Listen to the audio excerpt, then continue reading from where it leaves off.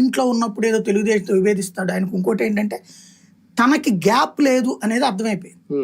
Gap సృష్టించుకోవాలంటే వీళ్ళిద్దరిలో ఎవరో ఒకళ్ళు ఖాళీ చేయాలా.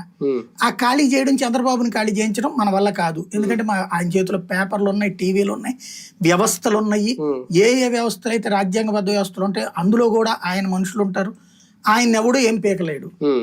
ఆయనతో తగాదాలు పడి ఆయనతో కొట్లాడి ఏదో అక్కడ ఆయనతో కొట్లాడినప్పుడు పోనీ అవతల ఇంకెవరన్నా మీడియా ఆయనకి సపోర్ట్ చేస్తారంటే అవతల మీడియా జగన్ వైపు ఉంది. వాళ్ళు సపోర్ట్ చేయరు, ఈయనేం హైలైట్ చేయరు. వాళ్ళు పట్టించుకోక ఈయనేం పట్టించుకోకపోతే వీళ్ళు పట్టించుకోకపోతే ఆయన మధ్యలో ఎందుకు పనికి రాకుండా పోవడం అవుతుంది. 2018-19 మధ్యలో చూశాడు అనుభవం. రెండుకి చెడ్డరేవడయ్యాడు.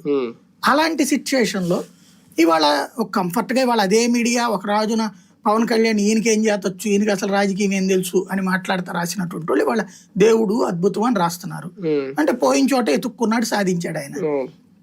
అట్లాగే పవన్ కళ్యాణ్ ప్యాకేజ్ ఇస్తారని అసలు పేరు పెట్టింది, లేకపోతే పరిటాల గుండు కొట్టాడని చెప్పి ప్రచారం చేసింది తెలుగుదేశమే. ఆ ప్రచారాల నుండి వాళ్ళ పవన్ కళ్యాణ్ చాలా గొప్ప వ్యక్తి అని మాట్లాడుతుంది అదే చంద్రబాబు, అదే లోకేష్, అదే తెలుగుదేశం.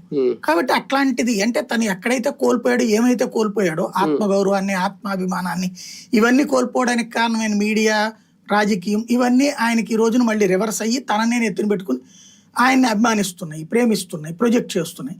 ఇలాంటి సందర్భంలో ఇంకెందుకు గొడవ పెట్టుకోవాలా? ఎవడో కార్యకర్త కోసం, ఎవరో కార్యకర్తని కోసం వీళ్ళ గురించి ఎందుకు గొడవలు పెట్టుకోవాలా?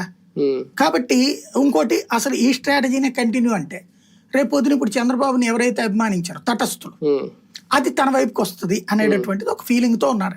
సంక్షేమాలు, ఉచితాలు ఇవ్వలేక టీడీపీ, జనసేన ఒక పొలిటికల్ డ్రామాకి ఏమన్నా తెరలేపిందని ఎంతవరకు